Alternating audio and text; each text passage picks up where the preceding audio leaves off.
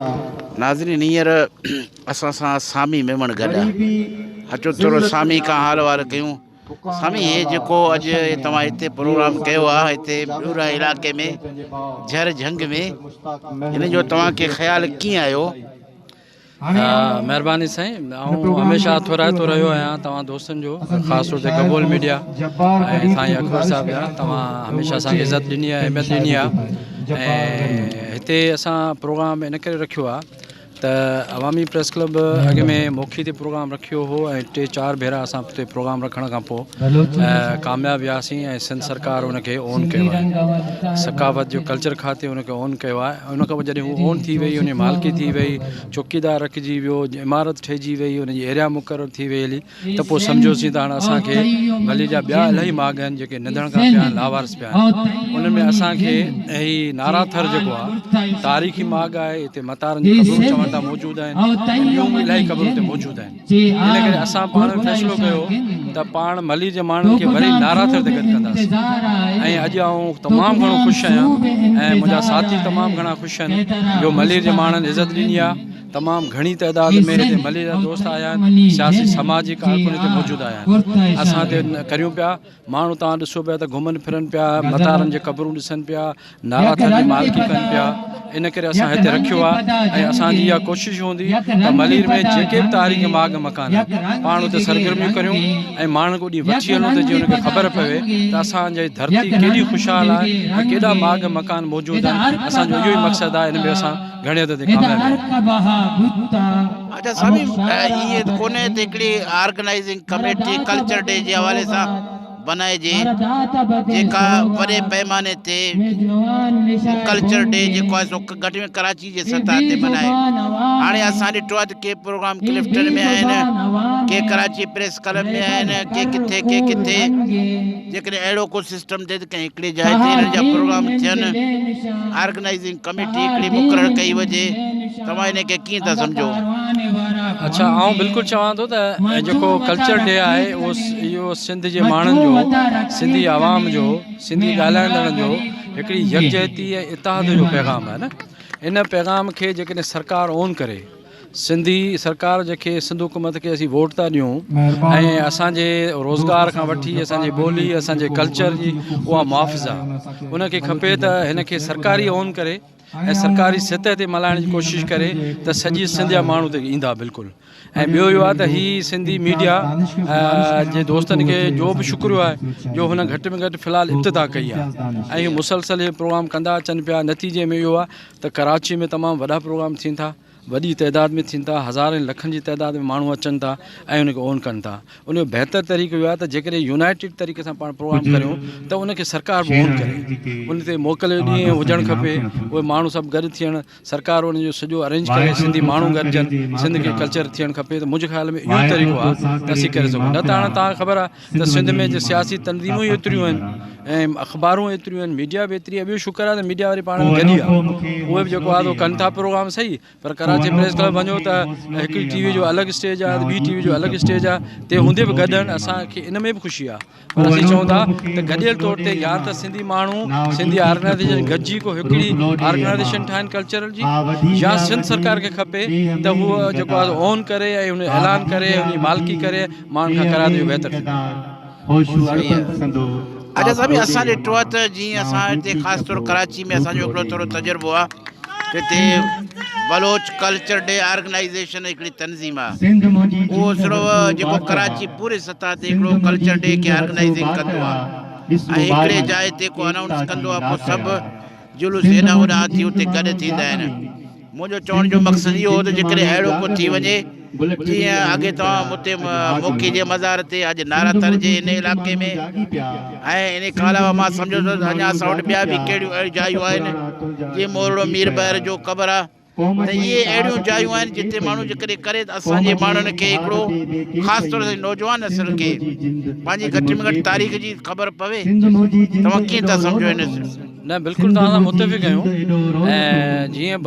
बलोचिस्तान में ख़ुदि जेको थींदो आहे प्रोग्राम,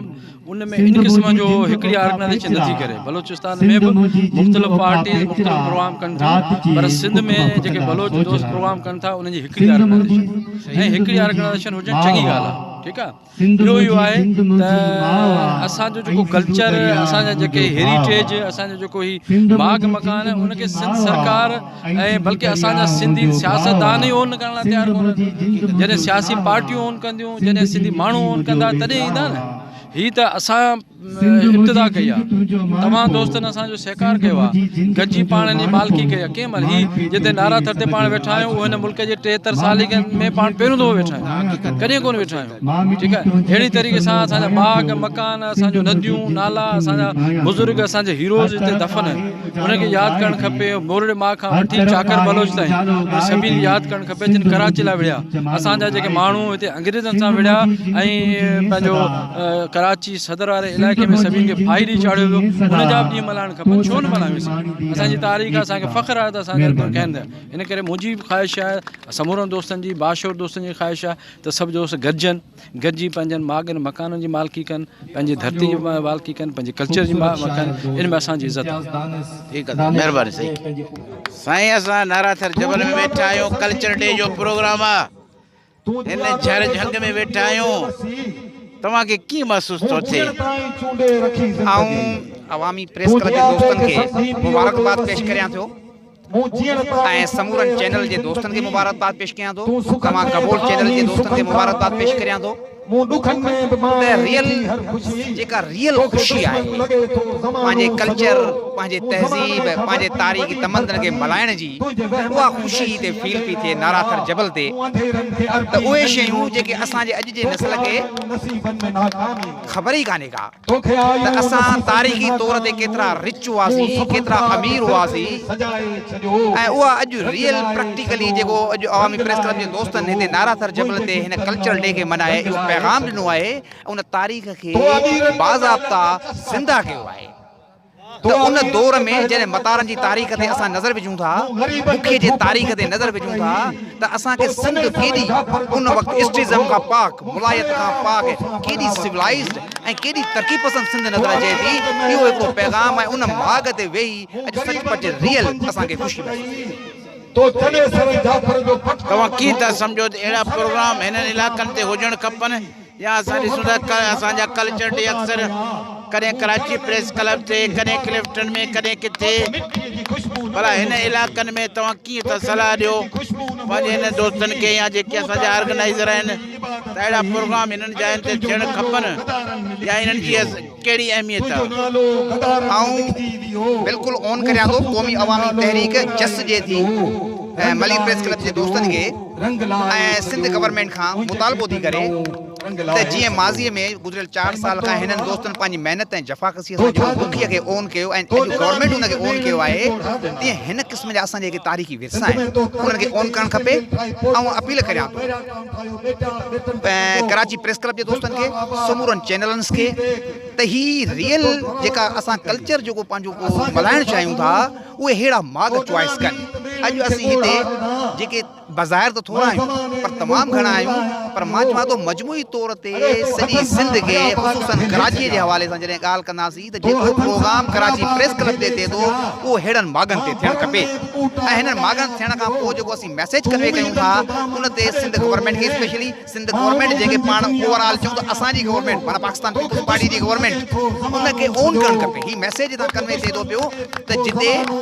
पर पाकिस्तान पीपल्स पार्टीअ खां हिन प्लेटफॉर्म जे बारे में असांखे हिकिड़ी मयार बि आहे उहा मयार हीअ आहे त जिते तमामु घणा माण्हू हिननि मागनि खे ओन करण जी ॻाल्हि कनि था उते उहा पाकिस्तान पीपल्स पार्टी कारूंजर जहिड़े जबल जो पथर खे कपे ऐं उनखे विकिन पिया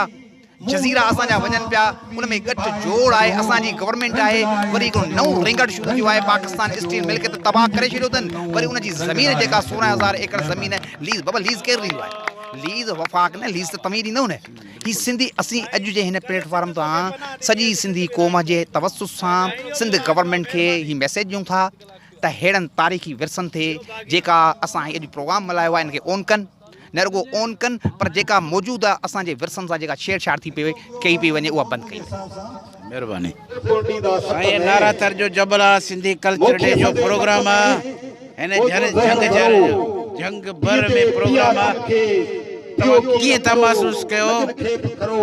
ख़ुशी जी ॻाल्हि आहे सभिनी खे मुबारकबाद ॾियां हिन महाग कदीमी महाग जेको मुख्य मतारनि जो हिते महाग नाराथर जबल जे मथां सभी दोस्तनि जी काउशन सां जेको कल्चर डे जे हवाले सां हिते प्रोग्राम तमामु ख़ुशी जी ॻाल्हि काफ़ी परे परे खां माण्हू आयल आहिनि ऐं हिते असां उन्हनि खे ख़ुशि आमदीद था चऊं जेके दोस्त आया आहिनि ऐं सिंधी सकाफ़त तमामु पुराणी सकाफ़त जेके हज़ारे सालनि खां आहे ऐं असांखे सम्झा थो त इहे शयूं ऐं ॾियणनि ते असांखे बिल्कुलु शिरकत करणु खपे ऐं इहो भरपूर तरीक़े सां मल्हाइणु सही प्रोग्रामूं अॼु जिते किथे कराची में बि थियनि था सिंधी कल्चर डे जे हवाले सां पर ख़ासि तौरु जेका हिन जाइ जी इंतिख़ाब कई वई आहे तव्हां कीअं था सम्झो त अहिड़ा प्रोग्राम थियणु खपनि ऐं इन में असांजे माण्हुनि खे कहिड़ो मैसेज थो वञे ही महाग जी तमामु वॾी अहमियत आहे हिन महाग जी शाह साहिब बि हिनखे ॻायो आहे जेको हिन मतारनि ऐं मोखी जे हवाले सां जेको शाह पंहिंजी शाइरी बि चई आहे ऐं तमामु वॾी अहमियत वारी जॻह हिते असांजो कल्चर आहे हिते ऐं तमामु हिकिड़ी पुराणी आसार कदीमा बि आहे हुनखे उजागर खपे ऐं ॿियो रिक्वेस्ट कंदुसि सिंध गवर्नमेंट खे त हिते जेको आहे हिननि जी सार संभाल लाइ हे महागनि हिननि जी ख़बरनि खे पूरो ठाहियो वञे हिते अचु वञ लाइ सहूलियत ॾिनी माण्हुनि खे त दुनिया खे ख़बर पए ऐं ॿियनि माण्हुनि खे ख़बर पए त हिते जेको महाग आहे शाह साहिब हिननि खे ॿुधायो आहे महिरबानी साईं तव्हां इन कल्चर डे में असां वेठा आहियूं तव्हां कीअं था सम्झो त हिन ॾूरा इलाइक़े में झर झंग में जेको प्रोग्राम आहे तव्हां इनखे कीअं था सम्झो सही महिरबानी गबोल मीडिया जी तमामु महिरबानी गबोल मीडिया सां गॾु अवामी प्रेस क्लब ऐं सिंध जे तमामु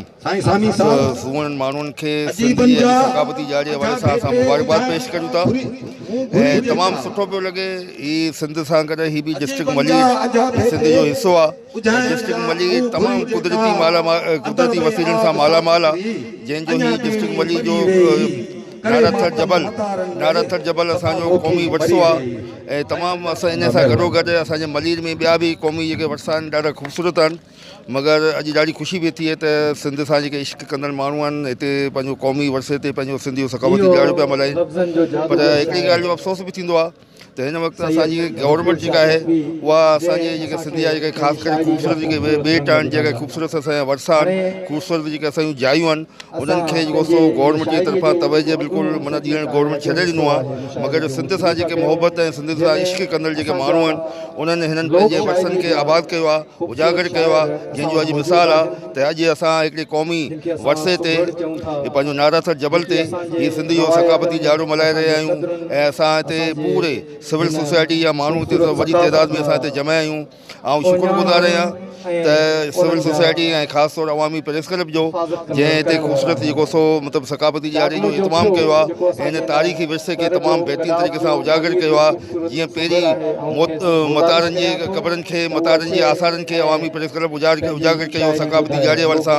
ईअं नाराथर जबल खे बि असां विसारे वेठा हुआसीं पर अॼु जीअं हिते सकाफ़ती ॾींहुं जेको मल्हाए करे असां हिन ख़ूबसूरत जेको सो विरसे खे उजागर करे रहिया आहियूं ॾाढी ख़ुशी थी रही आहे हिकु दफ़ो ॿीहर सिंध जे तमामु सिंध जे माण्हुनि खे सिंध जो सकाफ़ती ॾियारो मुबारक हुजे असांजी जेका सिंधी सकाफ़त आहे तमामु घणी शाहूकार आहे तमामु घणी तहज़ीब वारी आहे मोहबत वारी आहे उनमें सूफ़ी बुज़ुर्ग उन्हनि इहो ई अमन जो ॾिनो दर्स अमन ऐं प्यार मोहबत जो त असां बि हिन अमन ऐं प्यार जा पुजारी आहियूं हिन सिंध सां असांजो इश्क आहे हिन इश्क में अॼु असां नाराथर जबल ते मौजूदु आहियूं ऐं असीं हिकु दफ़ो ॿीहर आहियूं गबोल मीडिया जो तहे दिलि सां शुक्रगुज़ार आहियां उहो हमेशह तारीख़ी मागनि जी खे उजागर कंदो रहंदो आहे महिरबानी साईं अॼु हिते नाराथर में सिंधी कल्चर डे जो प्रोग्राम आहे तव्हां कीअं था सम्झो त हिननि इलाइक़नि में प्रोग्राम हुजणु खपनि या छा हिन मां असांजे नौजवान खे ईंदड़ नस्ल खे हिन मां मैसेज मिलंदो जेको असां हिन झर जंग में कल्चर डे मल्हाए रहिया आहियूं पहिरियां त असां सूबे सिंध जे सिंधियुनि जी रवानगी खे मुबारकबाद पेश कयूं था त 6 डिसंबर जेको आहे उहो असांजो ईद जो ॾियारो कमु न हूंदो आहे ऐं असां खे हीउ जेको सो ॾींहुं मल्हाइणु खपे ऐं असां नौजवान खे जेके अचण उनखे चवंदा आहियूं त तव्हां बि हे ॾियारो मल्हाईंदो रहो ताकी इहे जेके उजाला करे रहे ऐं बेटनि में जेको आहे असांजो प्रोग्राम थियो आहे अवामी प्रेस क्लब जे थ्रू तमामु ॾाढी ख़ुशी थी आहे इहा उन्हनि जी महिरबानी जो हिते असां प्रोग्राम में घुरायूं हिते प्रोग्राम अहिड़ा थींदा रहनि ऐं मलीर में ख़ासि तौर करे अहिड़े बिटियुनि ते प्रोग्राम हुअणु खपनि साईं मैं समझता हूँ कि ये जो सिंधी कल्चर डे है ये पूरी दुनिया में वैसे तो लोग मनाते हैं और इस कल्चर डे की एक अपनी अहमियत है। इससे कौमों की एक पहचान होती है और कौमों की जो गैर कौमी हैं उनको भी पता होता है कि सिंधी कौम का कल्चर, उसका मिजाज वो किस तरह है। तो ये अच्छी बात है, ये तो हर जगह पे होना चाहिए। और मैं समझता हूँ कि गांव-गांव, देहात के अंदर इस तरह के प्रोग्राम होने चाहिए। बाकी जो आपने जहाँ तक अवामी प्रेस क्लब का ताल्लुक़ है, तो मैं इनको दाद देता हूँ कि इन्होंने पहले भी जिस तरह मोकी के मज़ार पे प्रोग्राम किया था, अब यहाँ नारातर के पहाड़ी इलाकों में ये ऐसी गुमनाम जगह हैं जहाँ पर जो मकामी लोग हैं उनको भी कम मालूम है। तो मैं समझता हूँ इस तरह के कल्चर प्रोग्राम होने चाहिए ताकि हमारी जो आने वाली नस्ल है उनको भी अपने इन पुराने मकान, इन जगहों के बारे में मालूमात हो कि हमारी तारीखी मकानात क्या हैं, हमारी क्या रवायात है। ये चीज़ें सब जो है आवाम तक पहुंचाने के लिए इन जगहों पे प्रोग्राम करना बहुत ज़रूरी है।